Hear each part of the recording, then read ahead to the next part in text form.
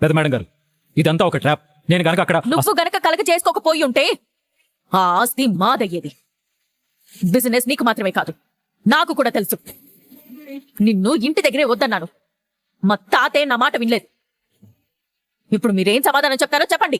పెద్ద సార్, మీరైనా నేను ఎందుకు చేశానను? ఇక చాలా ఆపరా. ఎవడవరా నా మనవరాలకు అబద్ధాలు చెప్పి పాట ఆపడానికి?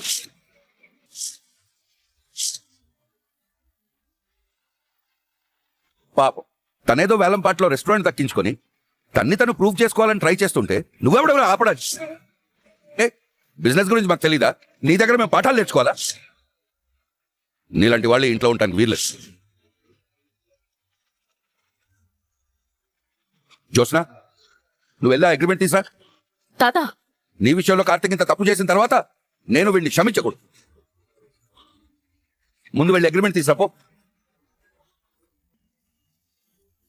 నా కూతురు జీవితంలోకి ఏ సంతోషాన్ని వీళ్ళు రానివ్వరు. అది మాత్రం నాకు బాగా అర్థమవుతుంది. జోస్న పాట పాడకుండా ఆపాలి అని దీపే కార్తీక్ గడికి చెప్పుంటుంది సుమిత్ర. పారు, నీకెందుకు నా గొంతులేస్తుంది? మీ భార్య భర్తలు ఇద్దరు కలిసి ఇన్నాళ్ళు మాకు చేసిన మంచి చాలు. అగ్రిమెంట్ ఇలా ఇవ్వు. పోరా, నీ భార్యను తీసుకొని బయటికి వెళ్ళిపో. తాత, అది వీడు తప్పు చేశాడా లేదా? చేశాడు.